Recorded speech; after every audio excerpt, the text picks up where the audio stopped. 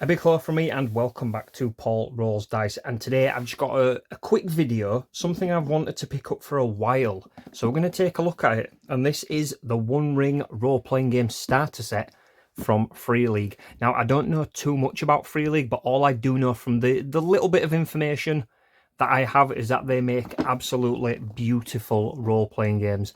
And because I'm a huge fan of The Lord of the Rings and Middle-earth in general, I thought this would be something to maybe take a look at and eventually add it to my growing list of role-playing games I may never get around to playing, but we will see. But anyway, first and foremost, let's take a look at the box. As I said earlier, very, very nice. The artwork is it's pretty old school. It kind of reminds me of some of the old covers for the Lord of the Rings editions back in the 50s, 60s and 70s. Very, very nice box. Let's have a look at the back of here as well. So, a strange invitation from Cousin Bilbo mentioning that he's in need of help. Most odd. But then again, a great many things about that particular hobbit have been odd ever since that business with the dragon. Nothing wrong with taking a stroll and helping old Bilbo out, I suppose. After all, there aren't any dangers to worry about here in the Shire, ... So, the One Ring starter set contains all you need to take your first step into Middle-earth and experience adventures hobbits get up to. With streamlined rules and ready-to-go characters, it is easy to quickly sit down and play the game. The One Ring is set between the time Bilbo went on his journey and the events in The Lord of the Rings, allowing you to explore the Shire by taking on the roles of some hobbits whose children will go on to do extraordinary things, such as Drogo Baggins, Rory Brandybuck and Esmeralda Took. This box set contains 24-page volume of the condensed rules, 52-page compendium covering the four farthings of the Shire all the way from Greenholme in the west to Buckland and the Old Forest in the east, 32-page volume containing 5 exciting adventures, 8 double-sided pre-generated character sheets, a huge full-colour double-sided map showing the Shire and Eriador, very nice, 30 war gear cards for weapons and armour, 6 double-sided journey, roll and combat stance cards, 2 d12 feat dice and 6 d6 success dice. Now, this is a system I'm not familiar with. I've played D&D for years, so D20 systems.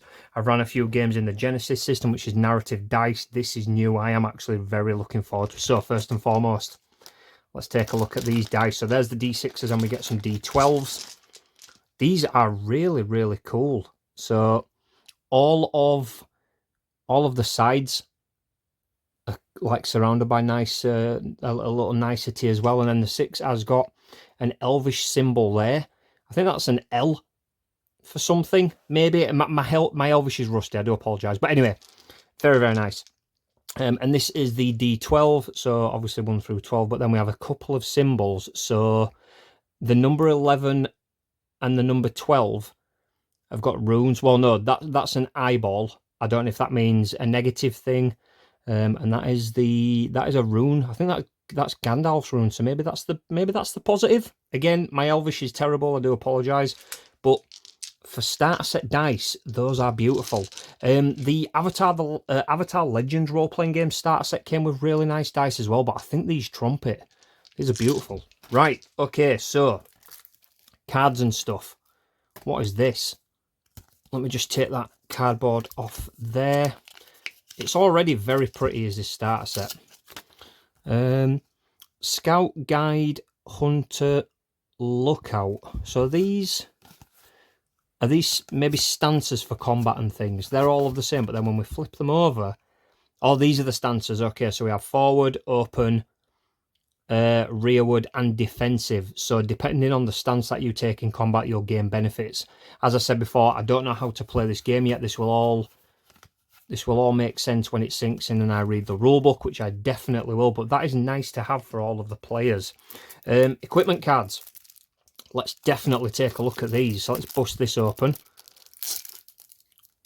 Praise Tolkien that it's got one of those nice tabs to rip it open, kind of. I'm making a mess of it now, but it's working. There we go. Okay, so get that sticky stuff off my hand. Get off. There we go. So, dagger, cudgel. Do these have? Oh, they do. So they have information and flavour texts on the back as well. One-handed blades have a range of uses from skinning animals to settling disputes among brutes. Daggers and knives are very common, and in the wild areas of the land, no one is found without one in their belt. So damage, injury, load, I'm assuming that's carrying capacity. Combat proficiencies to use it, special damage. That is really cool. So we have a dagger, a cudgel, short sword, sword, sword, or multiples as well. Long sword, short spear, spear, great spear, axe, axe, club, long hafted axe, great axe, mattock, a bow, bow, great bow, leather shirt, leather corselet, mail shirt, coat of mail, helm, buckler, shield, and great shield. These are really, really nice. I love it. It's like, it's old, like I said before, it's old school artwork, like pencil drawn kind of stuff. Very very retro feeling, but very, very nice. So those are cool to have as well. I feel like we're going to look at this in a bit. That's something I really want to dive into. So these are the character sheets, and already these are very, very pretty. Oh man, look at that. Nice pencil drawing, some lore for the characters as well. I won't read all of this out. Feel free to pause the video and read it if you want. I'll take this off though, so we can actually take a look at these. I won't deep dive into the stats. It's not going to make much sense to me who doesn't play, but if you do know how to play it, you will know things. So these are essentially the skill points, so that's easy enough to understand what you're trained in, how many bonus points or extra dice rolls you get towards doing them. So we have Drogo Baggins there, Esmeralda Took. We have, I'll put them down there, Lobelia Brace Girdle. So they've all got age, obviously Hobbit of the Shire, and then they have distinctive features as well. Inquisitive and keen-eyed, eager and rustic, Paladin Took the Second. So that will be, that's Pippin's dad, I think. Peregrine, son of Paladin, unless that's his granddad, I don't know. Primula Brandybuck. We have Rorimac Brandybuck. Balin, son of Fundine, so you can play a dwarf. Interesting. Unless he's maybe an NPC. Bilbo Baggins. Cool. And Drogo Baggins. Drogo is, I think Drogo's Frodo's dad. Yeah, Frodo, son of Drogo. I'm sure that's right. Right, on to the books. We have the adventure book. This is probably, I'll flick through this backwards because I don't really want to spoil this for anyone who might get this, but these are going to be the adventures for the game master, or the lore master it's called in this game, to run. So I just wanted to like flick through just to show you little bits as to not spoil it, but again, very, very nice. The paper is really, really cool as well, really nice. Beautiful, very beautiful. I'm looking forward to reading that. This is the condensed rulebook as well. Again, we won't go through everything, but safe to say, for a starter set, this is going to be very, very good, teaching us the game. And if I do get round to playing this, I could probably pick up the full core rules for the One Ring. Unlike Dungeons and Dragons, try that again without breaking it. Unlike Dungeons and Dragons, most other role-playing games only have one core rulebook.